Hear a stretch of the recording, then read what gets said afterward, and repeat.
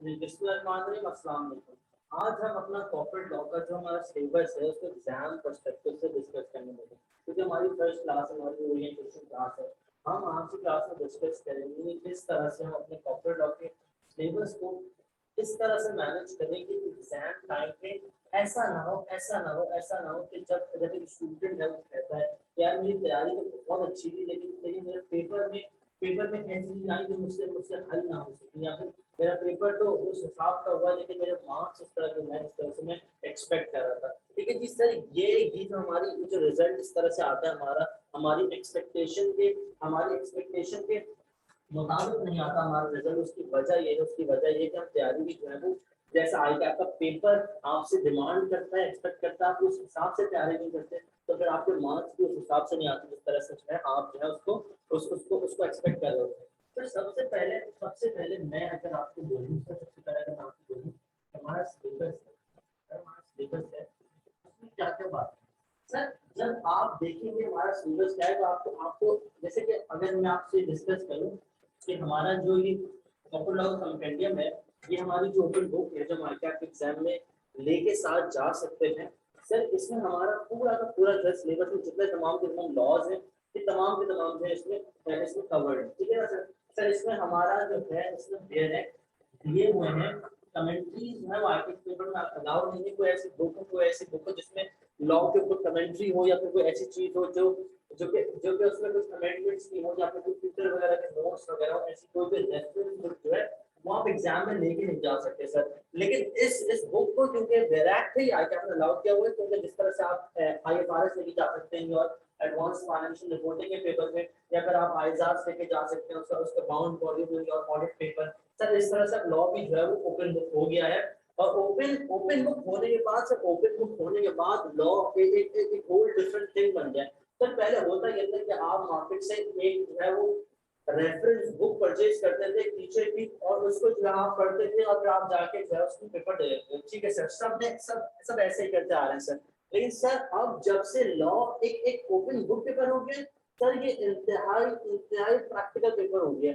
और जिस तरह से हम लॉ को स्टडी करेंगे सर, आप देखेंगे कि हमारा स्टडी करने की जो मेथोडोलॉजी होगी ये बिल्कुल ऐसी ही हो जाएगी जैसे आपको लगे कि आप IFRS पढ़ रहे हैं सर। हम लोगों को बिल्कुल उस तरह से पढ़ेंगे जिस तरह से हम IFRS पढ़ रहे होते हैं, BFD पढ़ रहे होते हैं। तो उसमें भी सर हम IFRS में जो हमारे स्टैंडर्ड्स होते हैं, हमारे जो स्टैंडर्ड्स होते हैं, हम उसकी जो है उसकी एप्लीकेशन देख रहे होते हैं। ठीक है ना, उसकी एप्लीकेशन देख रहे होते हैं, सही ना सर, उसकी इम्प्लीमेंटेशन देख रहे होते हैं सर। सर इसी तरह से सिमिलरली सर आप जो है इस तरह से लॉ के आपके जो एक्ट्स हैं, जो रेगुलेशंस हैं, जो रूल्स हैं सर, आप उसकी प्रैक्टिकल इम्प्लीमेंटेशन देख रहे होंगे तो आपको बिल्कुल ऐसे लगेगा कि आप कोई BFD का पर्चे के लिए पढ़ाई कर रहे हैं, या फिर जो आप कोई अपना ऑडिट की पढ़ाई कर रहे हैं। तो सर आपको ऑडिट भी लोग समझते थे, क्या आपका बच्चा समझता है कि ऑडिट एक थ्योरी का पेपर है, लेकिन जब वो पढ़ता है तो उसको समझ आता है, जब तक उसके एग्जाम के बाद उसको फिर जाके समझ आता है कि ऑडिट तक प्रैक्टिकल पेपर था। लेकिन अगर वो अच्छे टीचर से पढ़ता है, जैसे सर इब्राहिम से पढ़ता था एग्जाम पे, तो सर उसको पूरा ऑडिट का प्रैक्टिकल चीज समझ आती है सर। इसी तरह से अब आपको कॉर्पोरेट लॉ भी हो गया सर। कॉर्पोरेट लॉ पहले एक थ्योरी का पेपर हुआ करता था सर, अब से जबकि ये ओपन बुक एग्जाम हो गया, जब से ओपन बुक एग्जाम हो गया सर, आपको अब जो है इसको बिल्कुल ऐसे ही पेपर की तैयारी करनी होती है जैसे कि आप अपने, या तो आप फाइनेंशियल रिपोर्टिंग कर रहे हैं या फिर BFD पढ़ रहे हैं सर। ठीक है ना सर। तो इस तरह से जो है आपको सर, अगर मैं आपको बताऊं सर, लॉ में जो लॉज होते हैं, हमारे लॉज बनाए जाते हैं, अगर मैं CA स्टूडेंट के पर्सपेक्टिव से इसको 3 हिस्से में तोड़ूं सर, तो आपके जो क्लॉजेज होंगे, जैसे हम बोलते हैं स्टैंडर्ड्स। जब हम पढ़ रहे होते हैं तो हम स्टैंडर्ड्स कहते हैं, और हम IFRS पढ़ते हैं, कहते हैं स्टैंडर्ड ये कहता है सर, स्टैंडर्ड ये कहता है, स्टैंडर्ड ये कहता है। और फिर जो हम जो भी क्वेश्चन सॉल्व कर रहे होते हैं सर, जो भी क्वेश्चन सॉल्व कर रहे होते हैं या फिर केस देख रहे होते हैं, हम उसको उसमें इस स्टैंडर्ड्स की, IFRS की या फिर आइजाज की सर, उसके अंदर हम उसकी इम्प्लीमेंटेशन देख रहे होते हैं कि इस केस में गिवन केस में हमारा जो स्टैंडर्ड है वो किस तरह से अप्लाई होगा। मतलब हमारा स्टैंडर्ड इस गिवन केस में हमें क्या गाइड करता है, क्या इस तरह से कि क्या क्या क्या जो है हम जो है स्ट्रेटजी जो है वो यूज कर रहे होंगे। अच्छा सर, जिस तरह से स्टैंडर्ड आपका आपका आप अपनी जगह आपको बाइंड कर रहा होता है कि आपको यही करना है, इसके खिलाफ नहीं जा सकते आप, और कहीं कहीं आपको ये रिकमेंड कर रहा होता है, कहीं कहीं आपको रिकमेंड कर रहा होता है कि सर आप ऐसा कर लें तो बेहतर है, लेकिन आप अपनी पॉलिसीज भी जो है वो अपनी अकाउंटिंग पॉलिसीज है उसको यूज कर सकते हैं। सर इसी तरह से लाइकवाइज आपको हम लॉज में आएंगे। सर लॉज में आपके जो लॉज है वो आपके एक्ट्स में गिवन होते हैं, ठीक है ना, आपके एक्ट्स के सेक्शन होते हैं, ठीक है। सर आपके रेगुलेशन होती हैं, सर रूल्स होते हैं, सर गाइडलाइंस होती हैं, सर ऑर्डिनेंस होता है। सर ये तमाम की तमाम चीजें जैसे कि आप IFRS में स्टैंडर्ड्स होते हैं या फिर आइजाज होते हैं आपके, इस तरह से जो है यहाँ पर आपके rules regulations guidance guidelines acts और जो आपके उसके ऑर्डिनेंस के सेक्शन में अप्लाई हो रहे होंगे। फिर जब आप कुछ केस देख रहे होंगे, सर हम फर्स्ट बेसिस में एग्जाम पर्सपेक्टिव से पढ़ रहे होंगे, सर हम फर्स्ट बेसिस में एग्जाम पर्सपेक्टिव से पढ़ रहे होंगे। सर देखें एक बच्चा होता है, सर मैं आपको एक एग्जांपल देता हूँ। सर दो दोस्त हैं, एक है सर आसिम और एक है बिलाल। सर दोनों बिजनेस करने चाहते हैं, दोनों सर फॉर एग्जांपल सर दोनों बिजनेस कर रहे हैं। एक फॉर एग्जांपल आसिम और बिलाल बैठते हैं, कभी आसिम बिलाल से कहता है यार हम जो है बिजनेस करते हैं, उसमें फॉर एग्जांपल सर हम जो है वो मार्केट से ज्वेलरी के जो पार्ट्स हैं उसको खरीदेंगे और फिर एक ऐसी मार्केट में बेचेंगे जहाँ पर ये artificial jewellery, for example artificial jewellery होती है तो काफी काफी खूबसूरत से ऑर्नामेंट्स वगैरह होते हैं। सर हम इसको खरीदेंगे एक सस्ती मार्केट से और फिर हम उसको एक महंगी मार्केट में जाके बेचेंगे। तो फॉर एग्जांपल हमारा जो है एक ऑर्नामेंट है, एक आर्टिफिशियल ज्वेलरी का कोई फॉर एग्जांपल टॉप्स वगैरह हो गए, ठीक है ना, अब उसको आप एक सस्ती मार्केट से खरीद के एक महंगी मार्केट में। अच्छा जी मुझे बता दीजिए स्टूडेंट जो है, मुझे एक दफा बता दीजिए कि आपको आवाज क्लियर आ रही है, आपको आवाज क्लियर आ रही है, ताकि हम उसको कंटिन्यू रखें।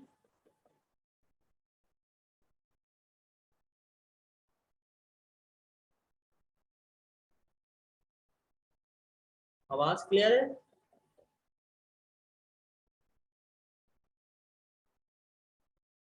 ठीक है जी, ठीक है जी। अच्छा जी, सही है, जबरदस्त जबरदस्त। अच्छा वीडियो भी देख ले, वीडियो कहीं ब्लर तो नहीं हो रही? आपको बोर्ड नजर आ रहे हैं, आपको बोर्ड नजर आ रहे हैं क्लियरली?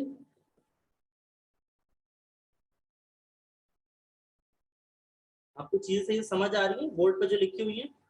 ब्लर तो नहीं है बोर्ड? अच्छा ब्लर हो रहा है।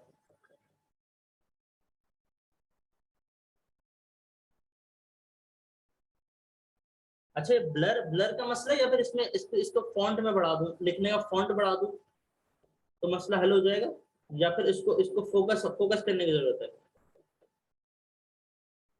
देखिए मेरे पास तो बड़ी स्क्रीन आ रही है, क्लियर आ रहा है। आप बता दें स्टूडेंट जो है आपके पास कैसा आ रहा है ताकि उस हिसाब से हम उसको एडजस्ट कर लें।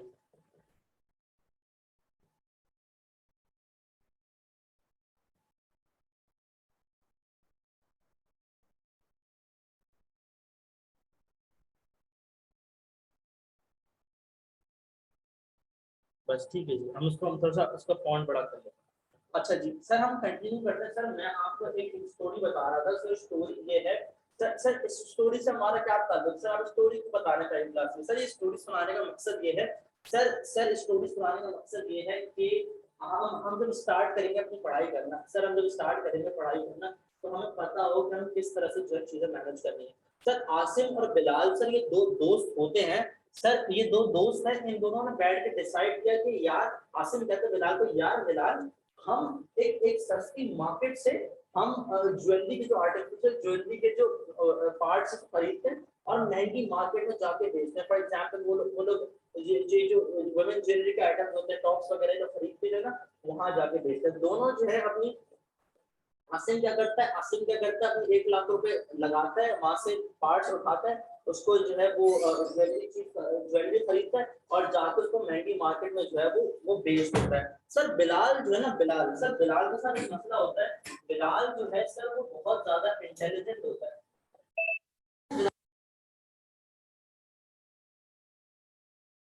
क्या बात है सर, बहुत ज्यादा एक ऑर्डिनरी स्टूडेंट भी रहा होता है और जो है इसका दिमाग भी जो है वो काफ़ी चलता होता है।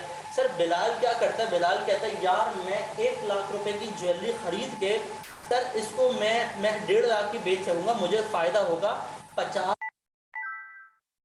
अगर मैं क्या करूं, अगर मैं जो है वो ज्वेलरी जो है बनाऊं, सर मैं अगर खुद से एक वेयर हाउस लूं और इसकी ज्वेलरी जो है हम मैं मैन्युफैक्चर करूं और जो है उसको मैं बना के फिर बेचूं। सर जो मैं इन्वेंट्री 1 लाख रुपए की खरीदूंगा मार्केट से, वो मैं खुद से अगर प्रोड्यूस करूं तो सर मेरे पास वो लेट्स से सर मेरे पास 60,000 रुपए की बन जाएगी। तो जहां मुझे 50,000 का फायदा होना था वहां मुझे 90,000 या 1 लाख रुपए का फायदा हो रहा होगा। तो जहां मेरे पास मेरे जो इनिशियल कैपिटल पे सर मेरे पास जहां 50,000 बच रहे थे, अगर मैं खरीदता और फिर आगे बेच देता, अगर सर मैं इसको मैन्युफैक्चर करूं तो मुझे फायदा डबल हो जाएगा, मुझे हो सकता है 1 लाख का फायदा होगा।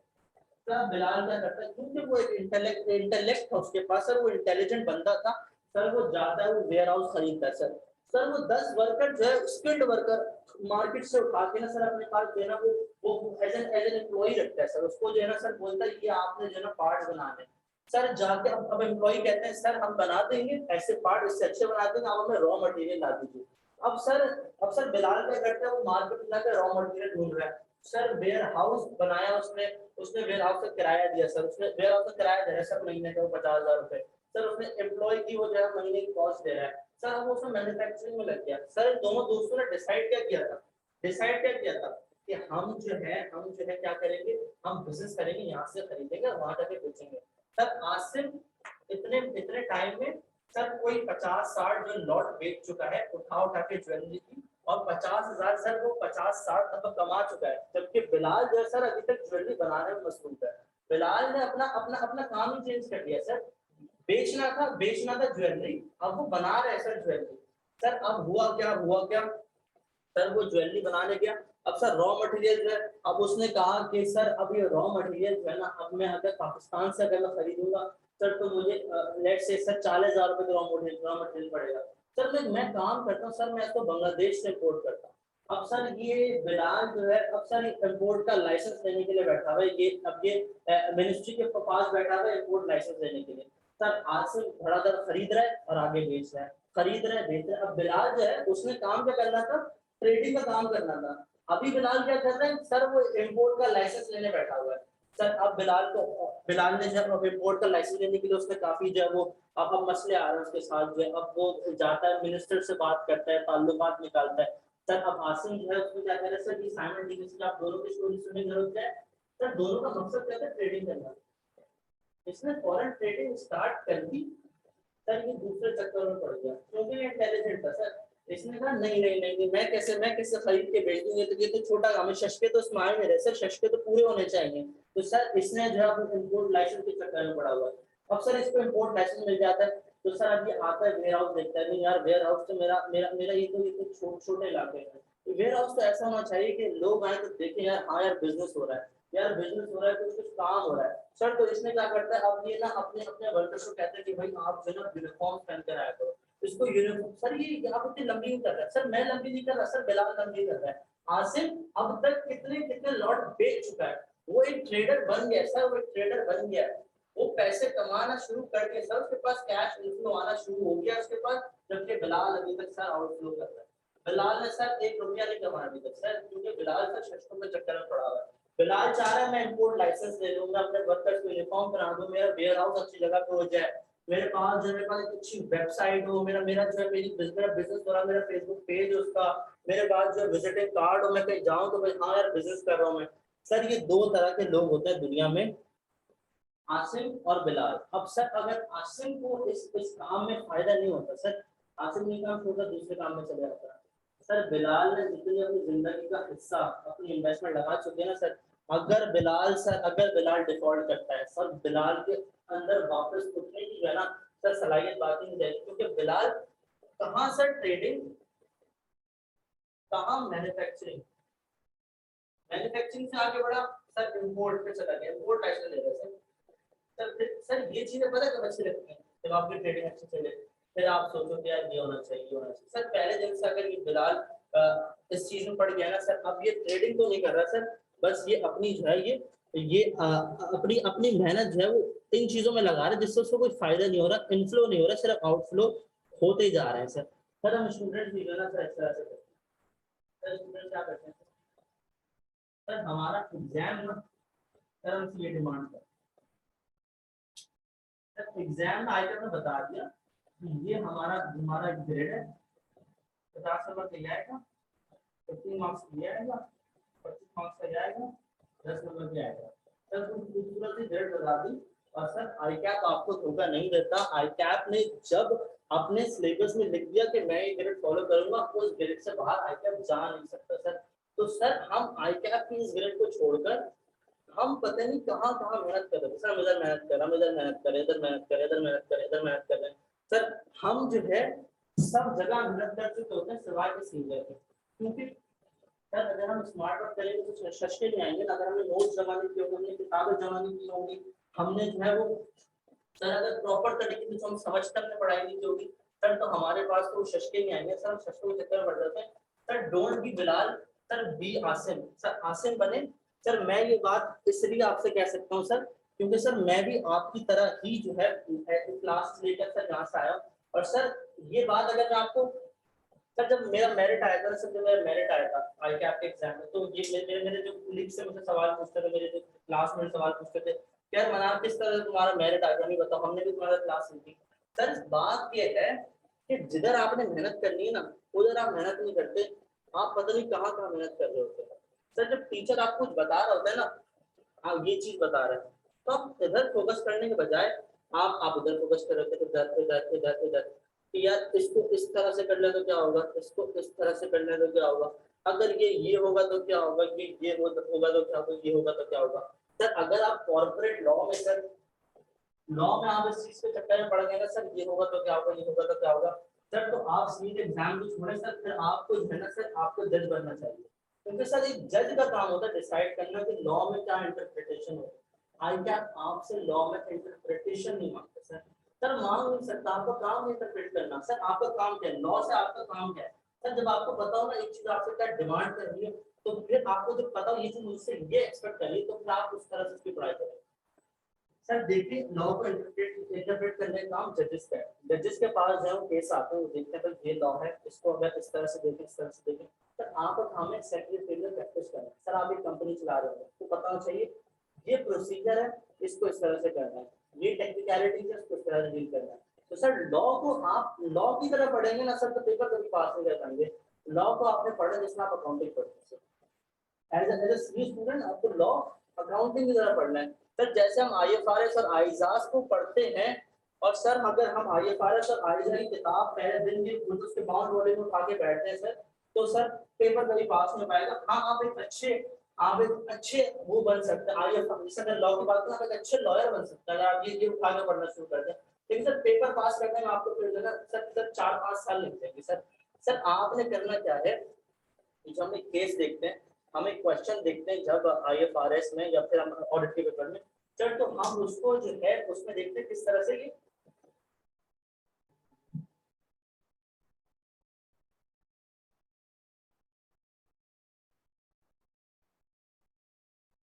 अच्छा जी। वीडियो क्लियर आ रही है आपके पास, ब्लर तो नहीं हो रहा?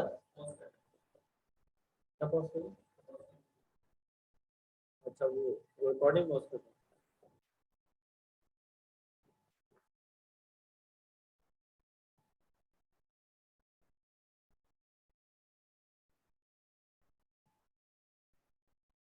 अच्छा जी सर, हम बात कर लेते हैं कि हमारे जो है सिलेबस में क्या क्या चीजें और हमने किस तरह से जो है उसको जो है वो डील करना है।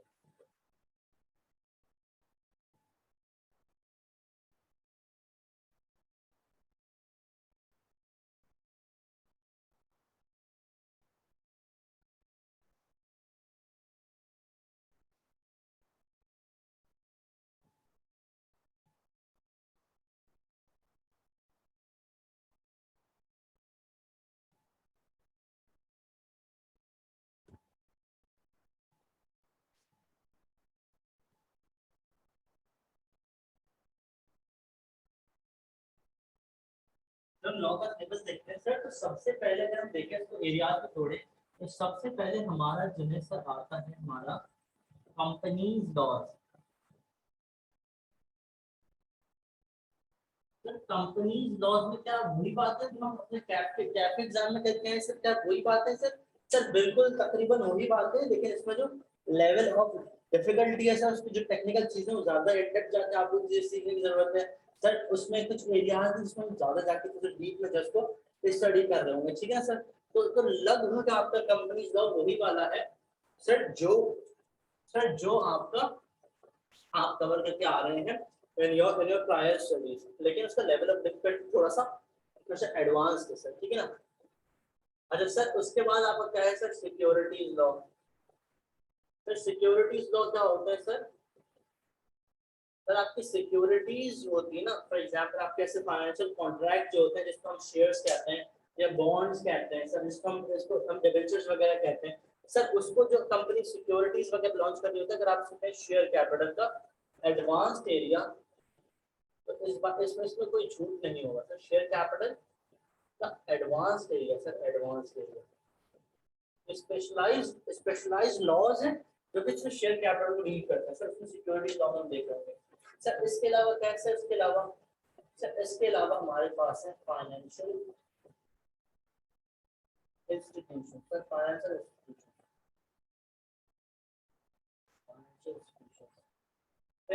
फिर हमारे पास है अदर रेलेवेंट लॉज।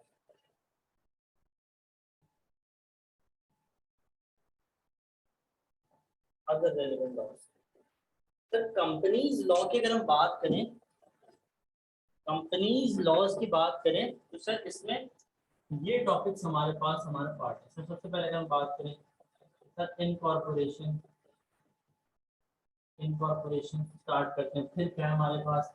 तो फिर हमारे पास कंपनी की एडमिनिस्ट्रेशन, डायरेक्टर्स एंड ऑफिसर्स, सही है ना। फिर हमारे पास है sir meetings, meetings and resolution, meetings and resolution हमारे पास है। फिर क्या है सर? फिर हमारे पास आता है share capital. Sir share capital तो वहाँ पर है सर, शेयर कैपिटल का basic area, basic area share capital का हम लिखते हैं बेसिक, ये गलत नहीं होगा, ठीक है ना सर। फिर हम आते हैं डिबेंचर्स पे, डिबेंचर्स, डिबेंचर्स आगे सर हमारा। फिर सर हमारा आ जाता है इन्वेस्टमेंट्स, इन्वेस्टमेंट, इन्वेस्टमेंट आगे। फिर सर हमारा आ जाता है हमारा हमारा आ जाता है सर डिविडेंड्स आ जाता है, हमारे डिविडेंड्स। अरे क्या है ये कौन सी है सर? अगर हम इसको चैप्टर्स बोले तो ये भी गलत नहीं होगा सर, हमारी फॉलोइंग चैप्टर्स है। मतलब हम इस लॉ को, इस बुक को, तो आपके आपके कंपेंडियम में तो आपके बेरेक में तो इसको चैप्टर वाइज तोड़ा नहीं गया इस तरह से, लेकिन हम एग्जाम पर्सपेक्टिव से हमने लॉज को इन चैप्टर्स में तोड़ दिया गया। इसको एक एक मेन हेडिंग के अंदर जो उनके जो फॉलोइंग उससे, फॉर एग्जांपल आपका आपका आपका मीटिंग्स एंड रेजोल्यूशन तक आपका चैप्टर है। अब मीटिंग्स में क्या होता है? आपकी जनरल मीटिंग्स आती हैं, आपकी डायरेक्टर्स मीटिंग आती है सर। तो उसका कुछ एरिया में कंपनीज एक्ट 2017 में है, और आगे उससे कुछ एरिया आपका कोड ऑफ कॉर्पोरेट गवर्नेंस में सर। तो हम उसको मिला के पढ़ रहे होंगे, तो हमने उसको एक एक एरिया के अंदर जो है बता दिया। तो फिर कैसे हमारे पास डिविडेंड एंड डिपॉजिट से रिलेटेड चीजें होंगी, ठीक है ना सर। सर इसके बाद हमारे पास आता है sir accounts and records, accounts and records sir. फिर हमारे पास आता है रीस्ट्रक्चरिंग, तो कैपिटल को कितना कवर करते हैं, बहुत ज्यादा इंपॉर्टेंट एरिया है। फिर सर इसके बाद आता है हमारा वाइंडिंग, इनकॉर्पोरेशन से लेकर वाइंडिंग अप की तमाम चीजें हमारी कंपनीज लॉ में आ गई हैं सर। इसके बाद हमारा सिक्योरिटीज लॉ में क्या आता है सर? सर शेयर इशू करने जा रहे हैं, शेयर इशू करने जा रहे हैं, तो हमारा फर्स्ट इशू ऑफ शेयर हमारा इसमें आ गया, ठीक है ना सर। फिर हमारा इसमें फर्दर इशू आ गया, further issue of share sir, further issue of share इसमें आ गया हमारा सर। उसके बाद हमने जैसे जब हम फर्स्ट इशू कर रहे हैं, जब हम सबसे पहले पब्लिक ऑफरिंग वगैरह कर रहे हैं, तो पब्लिक ऑफरिंग की जो हमारा इसमें फर्स्ट इशू में जो है वो कवर होता है।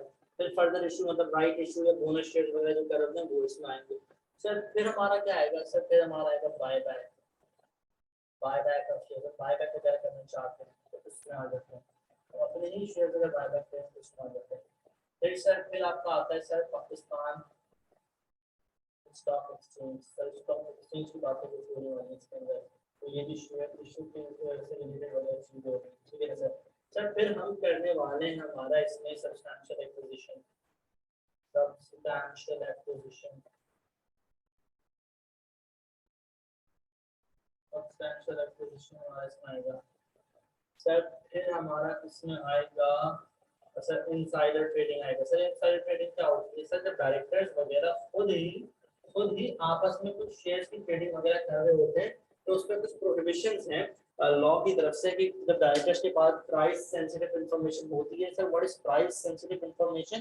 सर ऐसी इंफॉर्मेशन जो कि मार्केट में आपको डिस्क्लोज ना हुई हो, लेकिन उससे शेयर प्राइस वगैरह चेंज हो रही है, तो डायरेक्टर अपने फायदे के लिए जो है कुछ अगर ऐसी इनसाइडर ट्रेडिंग वगैरह करें तो उसके लिए जो है कि प्रोहिबिशंस वगैरह लगाएंगे ताकि डायरेक्टर्स ऐसा फायदा ना उठा लें, ठीक है ना sir.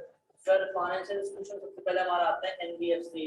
Sir what is NBFC? Sir NBFC जो है एक नॉन बैंकिंग फाइनेंस कंपनी होती है, तो उसके बारे में चीजें आ रही है यहाँ पर। सर उसके बाद हमारा आ रहा है बैंकिंग। सर बैंकिंग कंपनीज हमारी आ रही है, सर इसमें हमारी इंश्योरेंस कंपनीज आ रही होंगी, इंश्योरेंस कंपनीज। सर इसके अलावा हमारे पास जो है आ रहा होगा other relevant laws. Sir other relevant laws क्या है? सर अदर रेलेवेंट लॉज वो लॉज हमारे जो कि कॉर्पोरेट लॉ में नहीं आते, लेकिन कॉर्पोरेट लॉ से रेलेवेंट लॉ, ठीक है ना सर। सर तो इसमें जो है तमाम चीजें आ रही होंगी। सर ये सर तो फिर इसको छोड़ देना उठा देंगे सर, ये आपका 30 से 40 नंबर का एरिया है सर।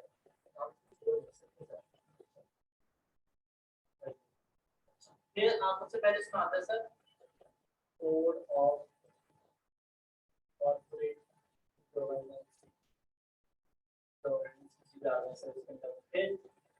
फिर इसमें आता है कोड ऑफ एथिक्स। सर अच्छा एथिक्स वगैरह सर नहीं सर, तो फॉरेक्स का फॉरेक्स की रेगुलेशन जो है, फॉरेक्स रेगुलेशन वो भी इसमें आते हैं सर आप। फिर सर आपको कंपटीशन एक्ट आता है, इसमें कंपटीशन एक्ट आता है। फिर आपका सर इसमें एंटी मनी लॉन्ड्रिंग एक्ट आता है। फिर सर इसमें पेमेंट सिस्टम का नया वर्ड आता है, payment system electronic funds transfer के मुताबिक जो लॉज है, तो आपका इसमें तो सर ये पूरा आपने जो पिक्चर बना दी सर, इसमें 25 चैप्टर आ रहे हैं इसमें। सर 25 चैप्टर आ रहे हैं सर, इसमें बताएं कि कहाँ से स्टार्ट करना है, कौन से ग्रेड की ज़्यादा वैल्यू इसमें एग्जाम पर्सपेक्टिव से है, और किस तरह से उसको डील करने से आप बता दीजिए। सबसे पहले आपकी ये वाला एग्जाम में आपका टेस्ट हो रहा होगा सर। सर 20 से 35 नंबर का ये जा सकता है आपका। सर 20 से 35 नंबर ये जा सकता है सर आपका। ये एरिया 10 से 12 नंबर का आएगा और आपका 30 से 40 नंबर का ये एरिया आएगा, ठीक है ना। सर ये दो एरिया की ग्रेड तो हमें एग्जाम पे मिल रही सर। आपके एग्जाम आई कैप का जो ग्रेड है सर, आई कैप के ग्रेड पे इन दोनों को जोड़ के ग्रेड बताइए। दैट इज 45 to 60, 45 to 60 इन दोनों को जोड़ के ग्रेड बताई गई है on your I cap syllabus, ठीक है ना। आई कैप के सिलेबस में इन दोनों को जोड़ के 45 से 60 नंबर की ग्रेड बताई गई है सर। अब इसमें कहाँ से स्टार्ट करना है, क्या करना है सर? बच्चा सबसे पहले क्या करता है सर? इनकॉर्पोरेशन करता है सर, इनकॉर्पोरेशन। फिर क्या करता है? डायरेक्टर्स इनकॉर्पोरेशन करता है, उसके बाद सर वो उठा के करते हैं आपके शेयर कैपिटल के बेसिक्स। फिर आपको करता है वो डिबेंचर। बच्चा खुश होकर यहाँ से स्टार्ट करते हैं, खुश ये पढ़ता है यहाँ पर एसोसिएशन नॉट फॉर प्रॉफिट वगैरह पढ़ता है, मेमोरेंडम और आर्टिकल्स वगैरह पढ़ के कहता है यार ये तो वही चीजें हैं, ये तो वही चीजें जो मैं कैप में पढ़ कर आया हूँ। मतलब कैप से जितनी बातें सर इसको तो मैं आखिरी महीने में उठाएंगे सर। लेकिन कोई दूसरा बच्चा होता है वो फिर पढ़ता है शेयर कैपिटल पढ़ता है, फिर वो डिबेंचर्स पढ़ता है आपके। फिर सर डायरेक्टर्स में जाता है ना, वो डायरेक्टर्स को थोड़ा सा बड़ा नजर आता है, उसके पास पेपर्स वगैरह देखता है, तो सांस फूल जाता है, तो सांस फूल जाता है कि देखते हैं कि ये तो कुछ अलग बातें हो रही हैं, ये तो कुछ थोड़ा सा एडवांस चीजें नजर आ रहा है सर। तो डायरेक्टर्स को पहुंचते पहुंचते वो थक जाता है, मीटिंग पहुंचते पहुंचते थक जाता है सर। जब थक चुका है ना, तो अगर सर पूरा एरिया भी कवर कर लिया है सर, तो सर 20 से 35 नंबर आ गया है। असल असल बात आपको सर इधर है सर, इधर है सर। ये आपका हमेशा ऊपर की साइड पे रहेगा, क्योंकि सर देखिए एक मुझे बात बताएं सर, ये तो वो एरिया है ना, सिवाय इसके ये तो वो एरिया जो आप कवर करके आ रहे हैं प्रायर स्टडीज सर। तो क्यों एग्जामिनर आपसे फिर से वो पूछेगा सर तो हमने हमने एग्जाम पर्सपेक्टिव को हमने level of difficulty level of technicality से कंबाइन किया और फिर हमने जो है ये तमाम 25 जो हमारे पास चैप्टर्स हैं इसको हमने क्लासेस में तोड़ा है सर। सर एक हमने बनाई कॉमन क्लास जो आसान आसान टॉपिक्स हमारे जिसकी वेटेज भी कम है। फिर हमने बनाई हाई क्लास जिसकी थोड़ी सी लेवल ऑफ डिफिकल्टी थोड़ी सी एडवांस्ड है और उसमें जो है मार्क्स उसके अच्छे हैं। फिर बनाई फिर हमने सुप्रीम क्लास जिसके मार्क्स सबसे ज्यादा है और जिसकी लेवल ऑफ टेक्निकलिटी भी सबसे ज्यादा है। सर तो सुप्रीम क्लास हाई क्लास और कॉमन क्लास तीन क्लास में हमने चैप्टर्स को तोड़ा है। सर कौन से चैप्टर्स आपके सुप्रीम क्लास में आते हैं और कौन से चैप्टर आपकी हाई क्लास में आते हैं वो सब मेंशन कर दीजिए। सर देखिए सुप्रीम क्लास के 7 चैप्टर्स मार्क कर लीजिए सर। सर सबसे पहले आपका डायरेक्टर सुप्रीम क्लास चैप्टर है सर। ये तो वही है जो हमने पढ़कर आए हैं नंबर प्रायर स्टडीज कैसे आ गए सर इसमें। सर डायरेक्टर्स का ऑप्शन ये पढ़कर आए हैं कि इलेक्शन ऑफ डायरेक्टर्स कैसे होते हैं और powers and duties of directors क्या है। सर असल डायरेक्टर में चीजें क्या है वो अब यहाँ पढ़ते हैं। सर मीटिंग्स एंड प्रोसीडिंग्स हमें पता है annual general meeting extraordinary general meeting ये आईटैप का सीएमआई का फेवरेट एरिया है और ये क्यों है ये आपको एजीएम और ईओजीएम में कितने दिन के पहले नोटिस देना है ये इस पर आपको टेस्ट नहीं करता होगा सर। यहाँ पर आपको असली चीजें पता चल रही होगी कि मीटिंग क्या क्या होता है। सर तो कंपनी फॉर्म में हमारे पास ये 2 सुप्रीम क्लास हो रहे हैं सर। आपका रीस्ट्रक्चरिंग एंड रीफैब्रिकेशन का सुप्रीम क्लास आपका टॉपिक है। सर कंपनी फॉर्म में हमने 3 टॉपिक ऐसे निकाले जो सुप्रीम क्लास टॉपिक है। सर उसके अलावा सर आपका first issue of share supreme class topic है। Further issue of share supreme class topic है। सर आपका पाकिस्तान स्टॉक एक्सचेंज आपका सुप्रीम क्लास टॉपिक है। सर इसके बाद आपका एनबीएफसी सुप्रीम क्लास टॉपिक है। सर हमारे पास हो गए 1 2 3 4 5 6 7 सर 7 सुप्रीम क्लास टॉपिक्स हमने निकाल लिए।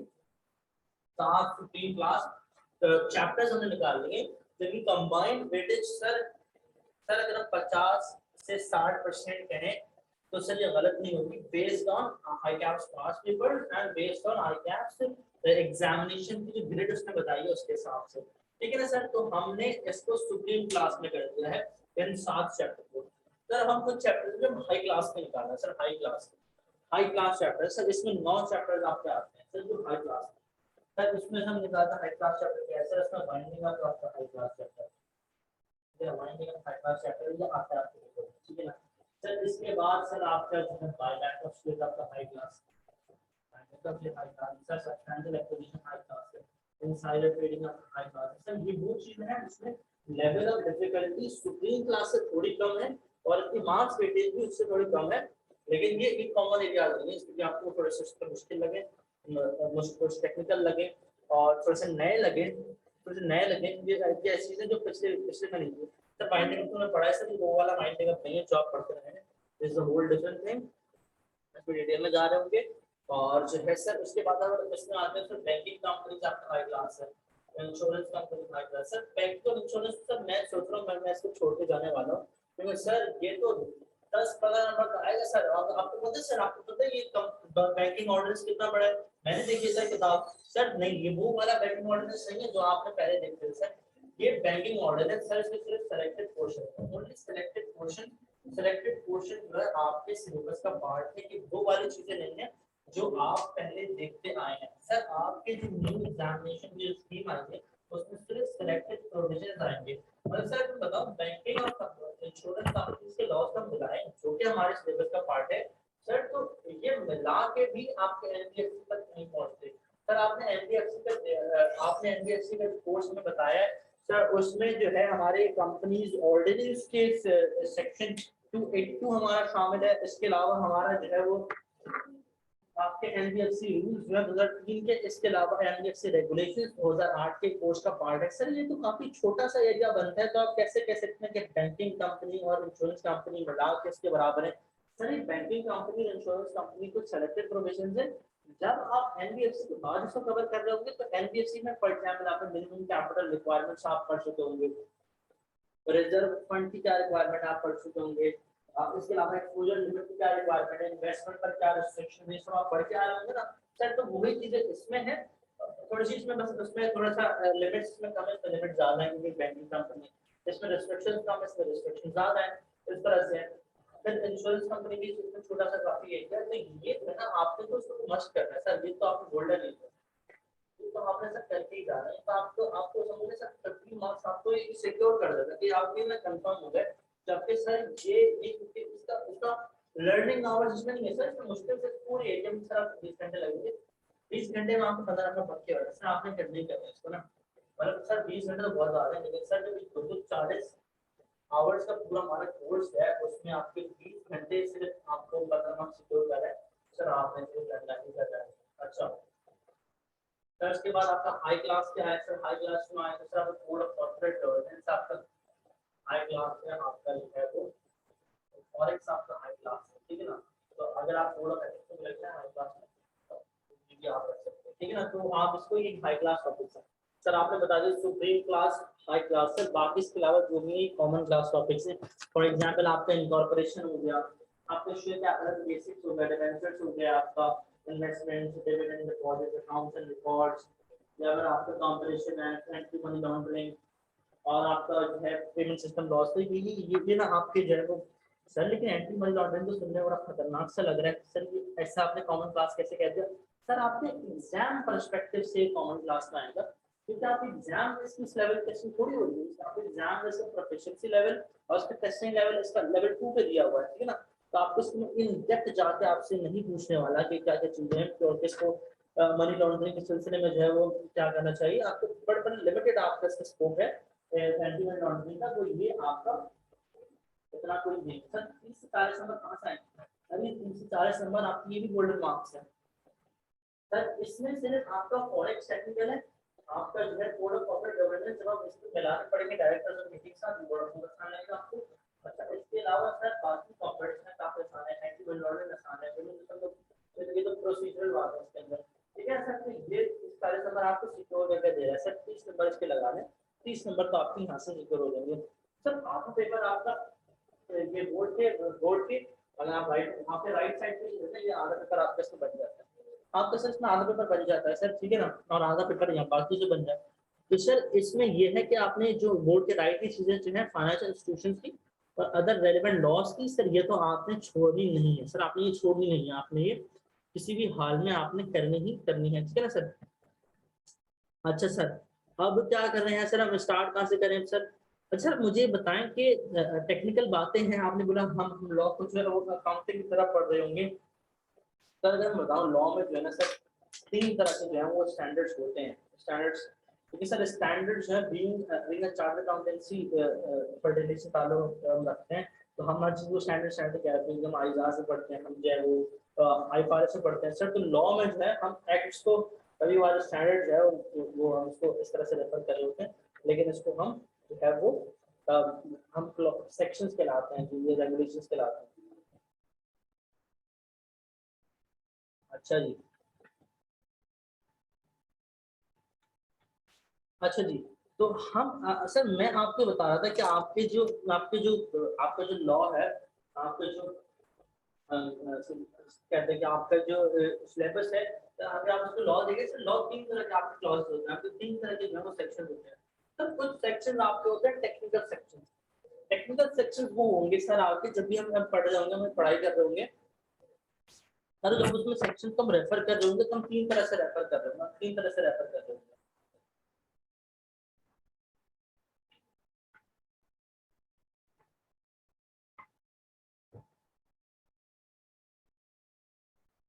सर, हम इसको 3 तरह से रेफर कर रहे होंगे, 3 तरह से रेफर कर रहे होंगे, सबसे पहले हमारे पास होता है technical standards sir, technical standards वो स्टैंडर्ड्स होते हैं जिसमें कुछ उसका लेवल ऑफ डिफिकल्टी सबसे हाई होता है, और उसको जो है हम जो है काफी डीप में जाके पढ़ रहे होते हैं, उसमें हम एग्जांपल्स वगैरह लगा रहे होते हैं, जैसे उसको समझ नहीं पा रहे हैं किस तरह से, फॉर एग्जांपल एनटीएससी की अगर हम बात करें तो इसमें एक इसका जो रूल्स है 2008 के जो रेगुलेशन है इसके, वो हम बताते हैं कि किस तरह से एक एनबीएफसी किसी किसी दूसरे इदारे को या किसी दूसरे पर्सन को, दूसरी कंपनी को कितना लोन दे सकती है, कितनी इन्वेस्टमेंट कर सकती है, क्या उसका एक्सपोजर होना चाहिए इस तरह से ना, तो उस पे जो है उसकी परसेंटेजेस वगैरह हैं, तो उसको हम देख रहे होते हैं कि किस तरह की कैलकुलेशन होगी इसकी, और फिर जो है उसको किस तरह से उसमें जो है लिमिटेशन वगैरह है, तो ये तमाम की तमाम चीजें जो है हम देख रहे होते हैं, तो उसमें जो है हम प्रैक्टिकल लाइफ एग्जांपल्स देख रहे होते हैं, क्वेश्चंस कर रहे होते हैं, प्रैक्टिस कर रहे होते हैं, इन डेप्थ जाके देख लेते हैं, केस देख लेते हैं, अगर ऐसा हुआ तो क्या होगा, फिर अगर ऐसा हुआ तो क्या होगा,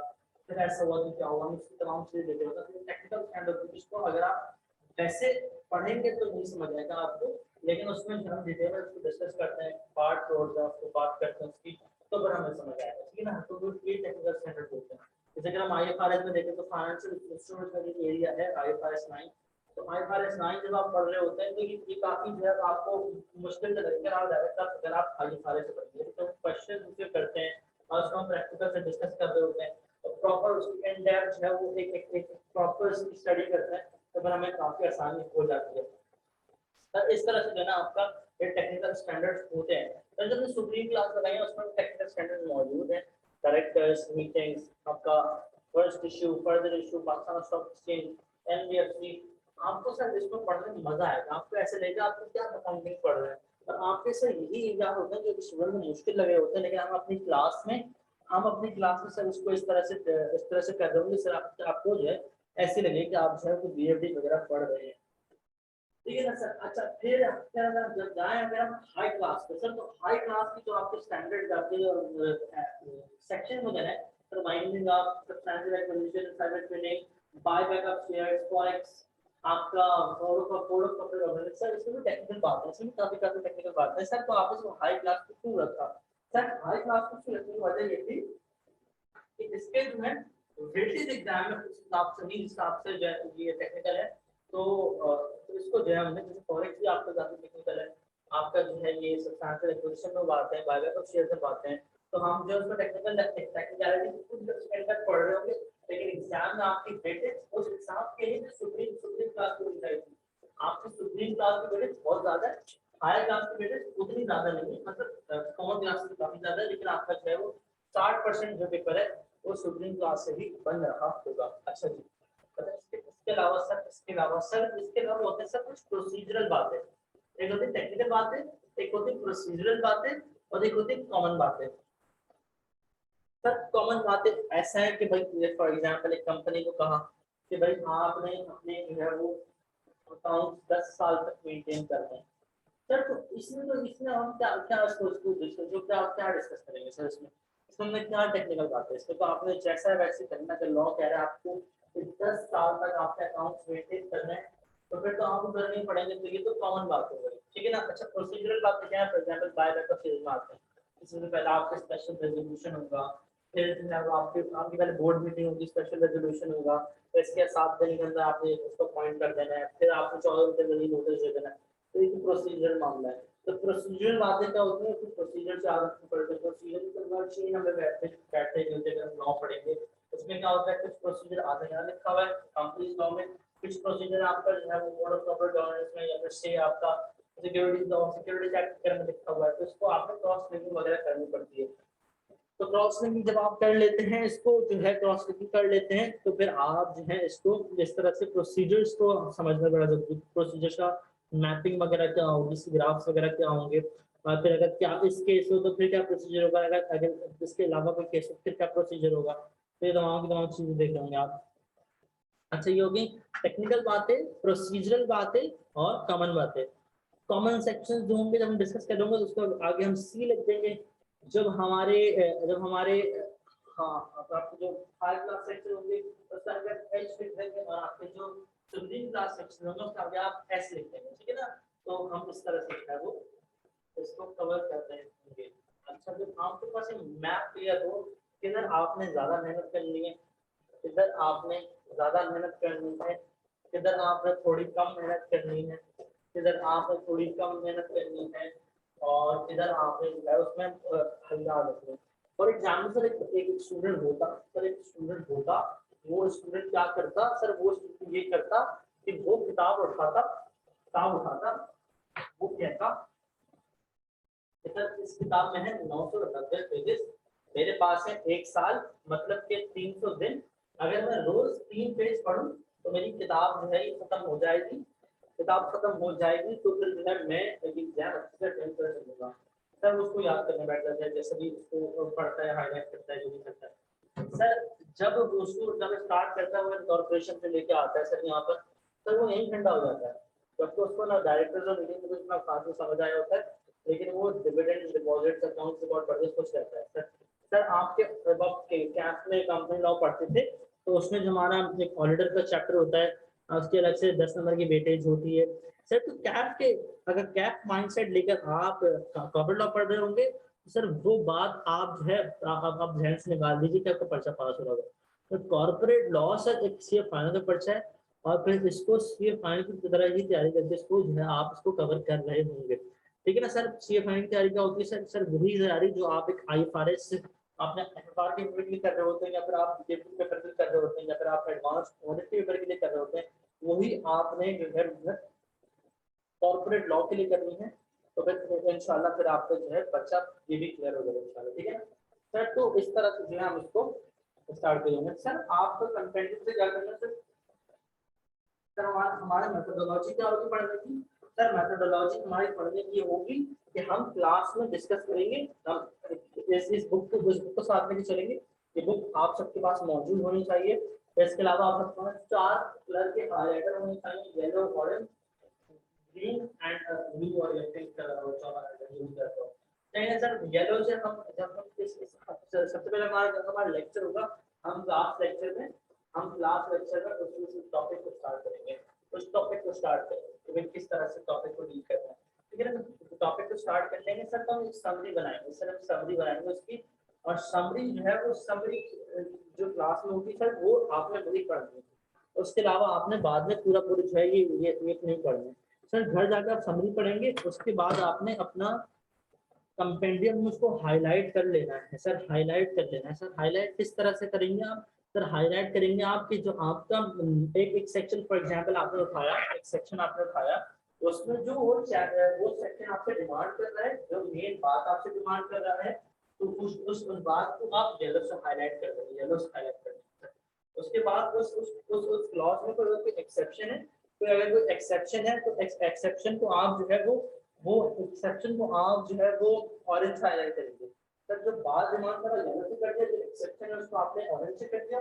सर जो क्वांटिटेटिव बातें हैं, जो ऐसी बातें फॉर एग्जांपल सर परसेंटेजेस हैं, तो कुछ डेट्स वगैरह से रिलेटेड बातें हैं, तो उन तमाम बातों को आप ग्रीन से हाईलाइट कर देंगे। और सर जो टॉपिक्स देखें लॉ में जो है ना सिर्फ टेक्स्ट अगर टॉपिक टेक्स्ट वगैरह, अगर आपने कोई हेडिंग बनानी है तो इसमें ये होता है आप इसमें लिख नहीं सकते, लेकिन हाईलाइट करके आप अपने एग्जाम में लिख जा सकते हैं। ये एग्जाम में हमारा दोस्त है किताब, इस किताब को जो है हमने जो है इस तरह से बनाना है कि एग्जाम में हमारी प्रॉपर तरह से मदद कर सके, जिस तरह से हमें चाहिए इसकी मदद। ठीक है ना। तो एग्जाम में कुछ नया सा ना लगे, आप इससे प्रॉपर मदद हासिल कर पा रहे हो। अगर आप प्रॉपर मदद हासिल कर पाएंगे इससे तभी बात बनेगी, वरना फिर आपको इस तरह से मजा नहीं आएगा। अच्छा सर, अच्छा ठीक है सर। सर अब आपने इसको हाईलाइट कर लिया, अब आपने इसमें हेडिंग बना दी, आपने 4 हाईलाइट कर लिया।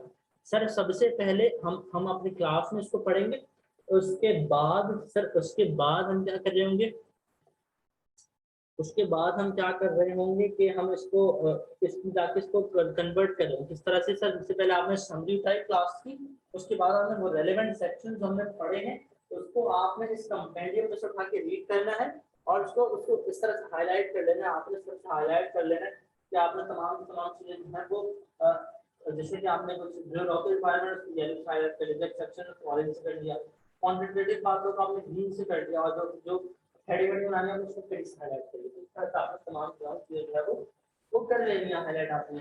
तो अब जब आप हाईलाइट कर लेंगे तो आपने जो है इसको भी रीड कर लिया होगा। तो ये किताब आपकी जो है इस तरह से ये किताब आपकी रंगीन हो जाएगी, और फिर जो है एग्जाम में आपको एग्जाम से पहले आपकी जो पूरी समरी है ना, ये पूरी समरी बनाएंगे इसकी।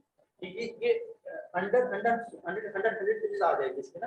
तो 100 पेजेस आपके पास उसको एक दफा पढ़ना होगा, और उसमें ग्राफ्स होंगे, उसमें हमने फ्लो चार्ट बनाए हुए होंगे, फिर सर्च हमने उसको करा होगा। तो फिर आप उससे वो लिख करके ये बुक उठा के आपने एग्जाम में चले जाना है, और बस आपको पता हो जिस तरह से आप अपने जो है क्वेश्चन करने। ठीक है ना। तो इस तरह से हम इसको देख रहे हैं।